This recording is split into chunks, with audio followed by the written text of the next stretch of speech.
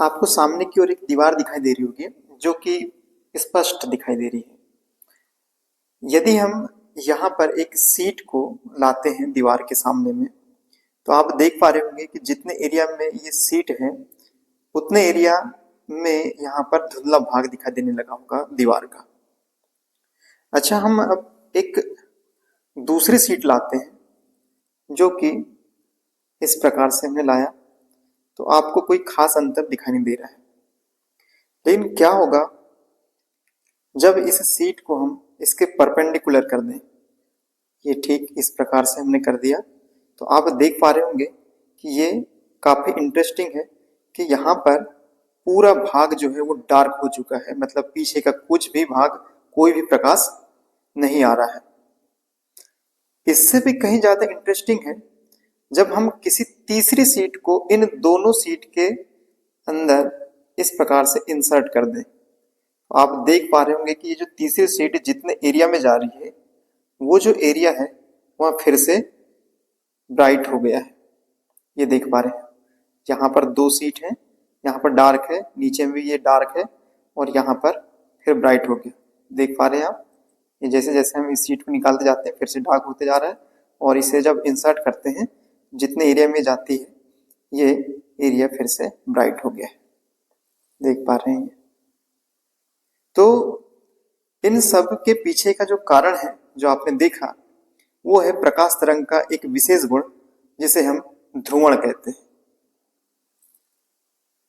चलिए हम समझने की कोशिश करते हैं प्रकाश के इस विशेष गुण को जिसे हम ध्रुवण कहते हैं, तथा इस सीट के बारे में कि सीट है क्या और किस प्रकार से बनाई जाती है और इसमें क्या प्रॉपर्टीज होती है जिससे कि कभी प्रकाश को क्या कर देती है, धुंधला कर देती है, और इस प्रकार से हम जब कर रहे हैं तो अलग अलग विशेष गुण दिखाई देता है। तो इसे हम समझने का प्रयास करते हैं। देखिए, हम जानते हैं कि जो प्रकाश तरंगे जो होती हैं वे अनुप्रस्थ होती हैं। ये प्रकाश तरंगे जो होती हैं वे अनुप्रस्थ होती हैं। इनमें जो विद्युत क्षेत्र तथा चुंबकीय क्षेत्र इस तरंग के चलने की ठीक लंबवत होते हैं। ये तरंग संचरण की जो दिशा होती है उसके ठीक लंबवत ये दोलन करते हैं, मतलब कंपन करते हैं इस प्रकार से ये, तथा साथ में ये दोनों भी एक दूसरे के लंबवत होंगे। विद्युत क्षेत्र तथा चुंबकीय क्षेत्र जो कि तरंग संचरण की दिशा के ठीक लंबवत होते हैं और आपस में भी ये दोनों एक दूसरे के लंबवत होते हैं। अब हम बात करें यहाँ विद्युत क्षेत्र की केवल, तो ऐसा प्रकाश जिसमें विद्युत क्षेत्र के जो कंपन या विद्युत क्षेत्र की जो दिशा होती है वह केवल एक ही दिशा में हो, मतलब समय के साथ में ये विद्युत क्षेत्र की दिशा बिल्कुल भी ना बदले, तो ऐसे प्रकाश को हम ध्रुवित प्रकाश कहते हैं। ऐसे प्रकाश को हम ध्रुवित प्रकाश कहते हैं। किंतु हम बात करें किसी सामान्य स्रोत की, अर्थात सूर्य का प्रकाश हो या टार्च का प्रकाश हो या किसी ट्यूबलाइट का प्रकाश हो सकता है, तो वह प्रकाश ध्रुवित प्रकाश नहीं होता। सामान्य स्रोत से निकला हुआ प्रकाश ध्रुवित प्रकाश नहीं होता। अब ये ध्रुवित प्रकाश क्यों नहीं होता? क्योंकि हमें मालूम है कि जब भी सामान्य स्रोत से जो कोई प्रकाश निकलता है तो उसके किसी बिंदु पर विद्युत क्षेत्र की जो दिशा होती है, ये विद्युत क्षेत्र की दिशा लगातार बदलती रहती, मतलब यहाँ पर करोड़ों अरबों बार, यहाँ पर एक प्रति सेकंड में करोड़ों अरबों बार बदलती रहती है। इस कारण यह प्रकाश जो होता है वह अध्रुवित प्रकाश कहलाता है, क्योंकि इसमें विद्युत क्षेत्र की दिशा लगातार बदलती रहती है। अब यह अध्रुवित प्रकाश मतलब जो सामान्य स्रोत से निकला हुआ प्रकाश, ये किसी एक विशेष प्रकार की सीट से गुजारा जाए, इसे यदि इस प्रकाश को किसी एक विशेष प्रकार की सीट से गुजारा जाए तो वह ध्रुवित हो जाता है, और यह विशेष प्रकार की सीट को ही हम कहते हैं ध्रुवक या पोलराइड। ये जो हमने इसके पहले अभी जो एक घटना देखा था कि किस प्रकार से प्रकाश की इंटेंसिटी कम हो जा रही थी, तो ये एक जो सीट जो दिखाई दे रही है इसे हम कहते हैं पोलराइड सीट। तो ये पोलराइड सीट एक विशेष प्रकार की प्लास्टिक की बनी हुई होती है और ये होती है पीवीए। इसमें पीवीए की एक सीट होती है। ये पीवीए मतलब पॉलीविनाइल, पॉलीविनाइल, एल्कोहल।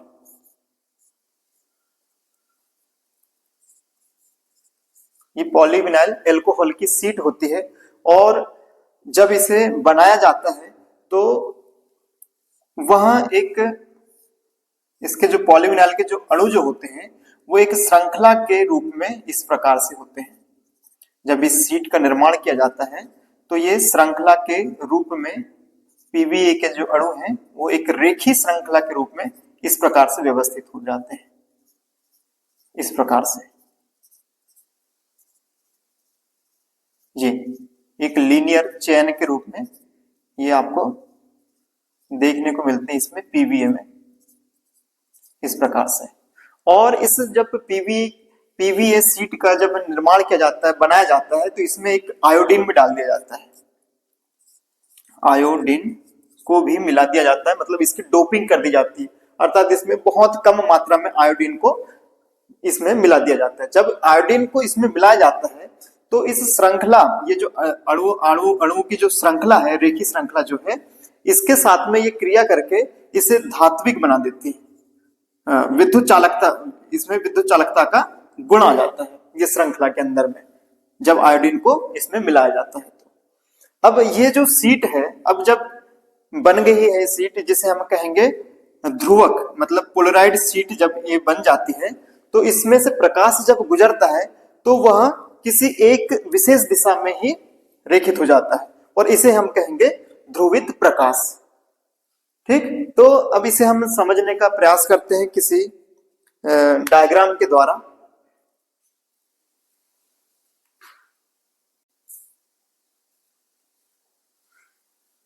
तो चलिए इस डायग्राम के द्वारा हम प्रकाश के ध्रुवण की घटना को समझने का प्रयास करते हैं।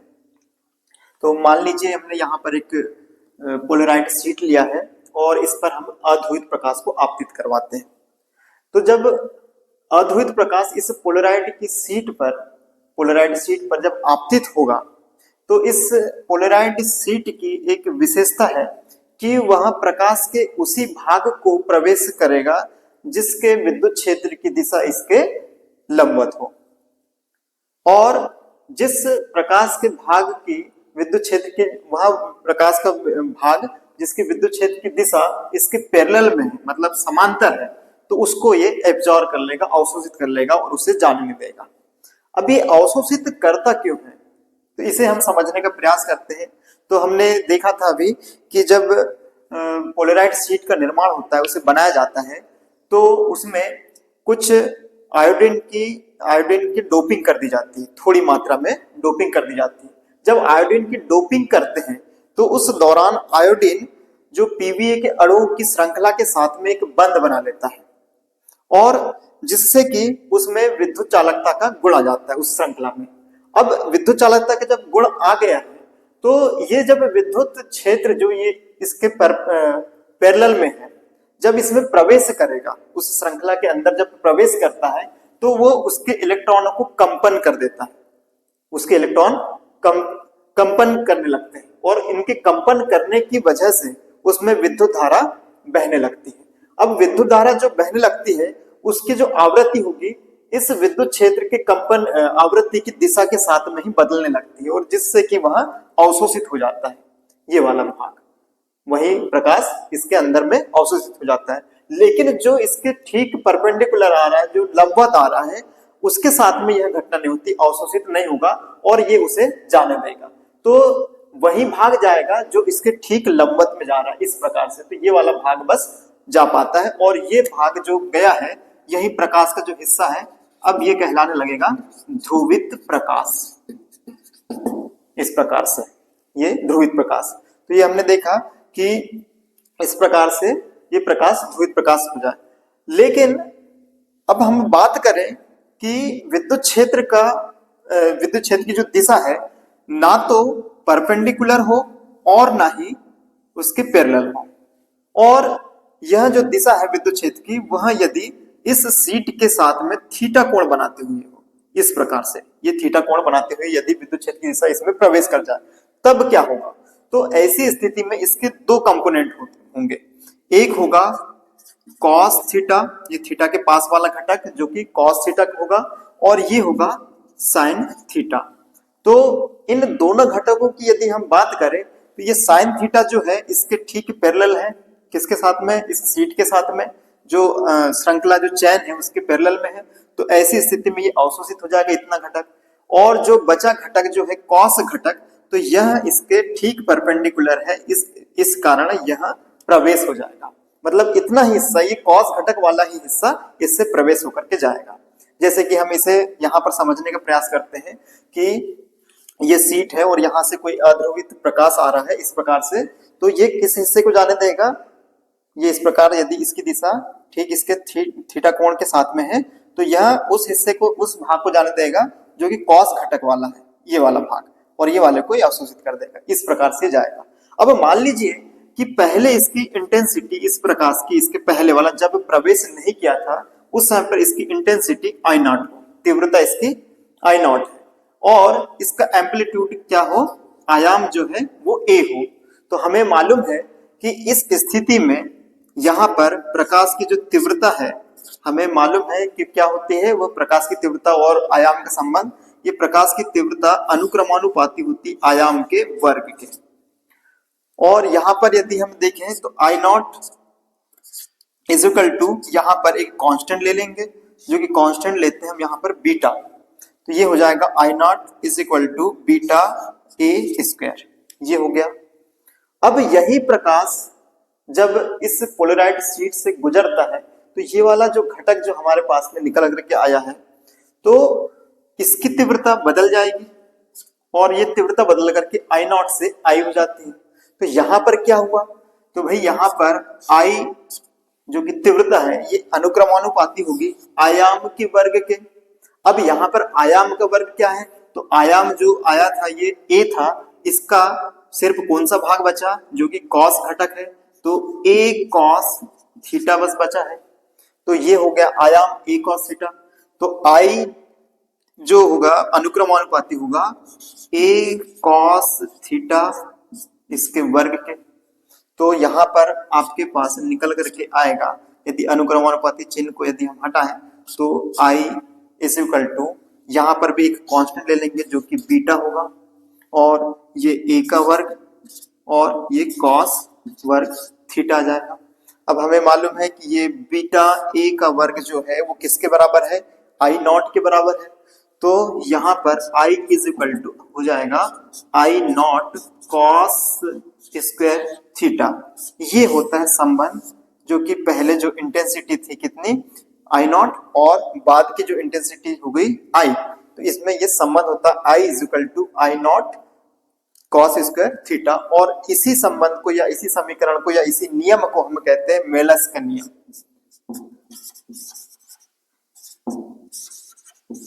इस नियम को हम कहते हैं मेलस का नियम, क्योंकि इस नियम के बारे में जो बताया था वो एक वैज्ञानिक थे मेलस नाम के, उन्होंने ही अपने नाम के साथ में इस नियम को दे दिया, मेलस का नियम। अब हम बात करते हैं कि अभी हमने इसके पहले जो सीट के बारे में देखा था कि एक सीट लिया था जिसने कुछ प्रकाश को, उसकी तीव्रता को कम कर दिया था, इंटेंसिटी को कम कर दिया था, थोड़ा धुंधला हो गया था, जो कि हमने दीवार में देखा था कि जब किसी दीवार के सामने में किसी एक सीट को रखते, पोलराइड सीट को, तो दीवार का उतना जो एरिया है जहां पर पोलराइड सीट है उतना एरिया में वहां पर थोड़ा सा धुंधला भाग हो गया था। ये वाला ये सीट है, मान लीजिए कि यहाँ से अध्रुवित प्रकाश जा रहा था और इसने उसे ध्रुवित कर दिया, तो ये वाला भाग गया। अब हमने क्या किया कि दूसरी सीट लिया। वो दूसरी सीट कैसे लिया कि इस सीट के ठीक परपेंडिकुलर हो, मतलब इसकी जो श्रृंखला है इस प्रकार से थी, वह श्रृंखला इसकी इस प्रकार से है, मतलब दोनों की श्रृंखला एक दूसरे के लंबवत है। तो अब जब ये अध्रुवित प्रकाश यहां से गुजरा तो ये लंबवत वाला गया, ये इस प्रकार से चला गया। अब ये प्रकाश जो ये वाला जो ध्रुवित प्रकाश है ये इसमें जाएगा, तो इसके लिए कैसा हो गया, पैरेलल हो गया, और पैरेलल को ये जाने नहीं देता, तो इतना हिस्से को बिल्कुल जाने नहीं देगा। अब यहाँ पर जो आगे हम देखेंगे तो क्या मिलेगा, कुछ भी नहीं, प्रकाश का कोई भी भाग नहीं मिलेगा, मतलब कि पूरा का पूरा डार्क एरिया मिलेगा। तो जो कि हमने एक सीट लिया था और दूसरी सीट जब लिया था तो उतना हिस्सा जो था वो पूरा डार्क हो गया था। तो उसका कारण यही है कि अध्रुवित प्रकाश इस प्रकार से यहाँ से आया, वो हुआ ध्रुवित, और ये वाला जो हिस्सा इसके साथ में कैसा था, पैरेलल था, इसलिए इसे जाने नहीं देगा। तो यहां से निकलने वाला जो प्रकाश होगा वो बिल्कुल भी नहीं होगा, जीरो हो जाएगा। तो ऐसी स्थिति में हमें डार्क एरिया दिखाई देता है। अच्छा, अब हमने और एक उसके बाद एक दूसरी सीट, तीसरी सीट, ये दो सीट इस प्रकार से लिया था और हमने एक तीसरी सीट को इंसर्ट कर दिया था। और जैसे हमने तीसरी सीट को उसके अंदर में इन दोनों के बीच में इंसर्ट किया था, तो उस स्थिति में फिर से हमें जो डार्क एरिया था वो ब्राइट दिखने लगा था, मतलब वहां से कुछ प्रकाश फिर से आने लगा था। ऐसा क्यों हुआ, तो उसे हम इस डायग्राम के द्वारा समझने के प्रयास करते हैं। मान लीजिए कि यहां से जो प्रकाश जो चल रहा था वो ध्रुवित प्रकाश इस प्रकार से इतना हिस्सा गया। अब यदि ये सीट नहीं थी तो इस स्थिति में ये बिल्कुल जीरो था, लेकिन हमने इस सीट को इंसर्ट कर दिया।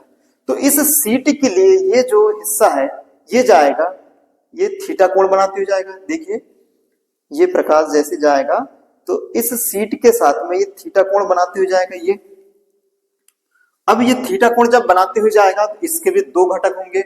एक घटक होगा ये साइन थीटा, और ये वाला जो घटक होगा कॉस थीटा, क्योंकि थीटा के पास वाला घटक है तो ये हो जाएगा कॉस थीटा, और ये साइन थीटा। ये साइन थीटा वाला इसके साथ में पैरेलल है और ये कॉस थीटा वाला जो घटक है वो इसके साथ में परपेंडिकुलर है। तो ऐसी स्थिति में कौन सा घटक जाएगा, केवल कॉस घटक जाएगा, मतलब इसको ये प्रवेश करवा देगा। तो ये यहां से निकल करके इस प्रकार से गया कॉस घटक वाला। ठीक, अब जब ये इस सीट पर आपतित होगा तो इस सीट पर जब जाएगा तो इस सीट के साथ में भी फिर ये थीटा कोण फिर एक बार बनाएगा, यहां पर भी थीटा कोण बनाएगा। थीटा कोण के साथ में यहां पर आपतित हुआ है, तो ऐसी स्थिति में फिर से इसके दो घटक वियोजित होंगे। एक घटक होगा ये वाला जो कि कॉस होगा, थीटा के पास वाला है कॉस थीटा, और ये वाला जो घटक होगा वो होगा साइन थीटा।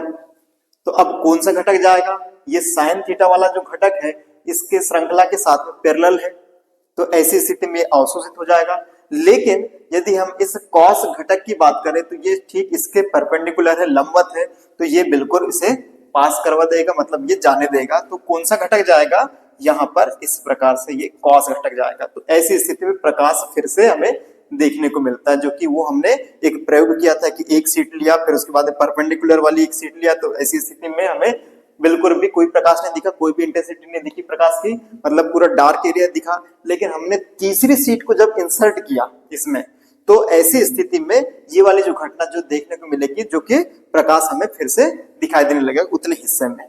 तो ये इस प्रकार से ये प्रकाश के ध्रुवण की घटना, कुछ रोचक तथ्य जो रोचक घटनाएं इसमें होती हैं वो इस प्रकार से हमने समझा। अच्छा, ये पोलराइड जो सीट होती हैं जो हमने अभी देखा, ये पोलराइड सीट, ये पोलराइड सीट को आपने दैनिक जीवन में भी कहीं पर देखा होगा। जैसे कि आप धूप के चश्मे जो होते हैं देखा होगा, धूप के चश्मे जो आते हैं उन धूप के चश्मे भी लगा हुआ होता है, जिससे कि जब धूप में हम निकलते हैं तो उस समय पर बहुत ज्यादा तीव्रता का प्रकाश हमारी आंखों पर पड़ता है, तो वो हमारे लिए घातक हो सकता है और हम सही से देख नहीं पाते। तो उसके लिए हम धूप के चश्मे का यूज करते हैं, जो कि विशेष प्रकार के चश्मे होते हैं जिन्हें पोलराइड ग्लास कहा जाता है। तो उसमें ये वाला ही सीट लगी हुई होती है, पोलराइड सीट लगी हुई होती है। इसी प्रकार से आपने देखा होगा कैमरे का जो लेंस होता है उसमें भी पोलराइड सीट लगी हुई होती है। ठीक, उसी प्रकार से और कहीं पर आपने देखा होगा, जैसे कि कार के जो ड्राइवर जो होते हैं जो रात के समय पर ज्यादातर चलते हैं, तो वे भी जो कांच जो सामने में जब देखते हैं तो उनके सामने से जो प्रकाश जो आता है दूसरी गाड़ी का, तो उसकी इंटेंसिटी बहुत ज्यादा होती है, जिससे के कारण उनकी आंखों पर चकाचौंध जैसी आ जाती है। तो उससे बचने के लिए वे पोलराइड सीट का इस्तेमाल करते हैं, जिससे कि ये प्रकाश जो आने वाला प्रकाश है उसकी इंटेंसिटी को थोड़ा कुछ कम कर दे।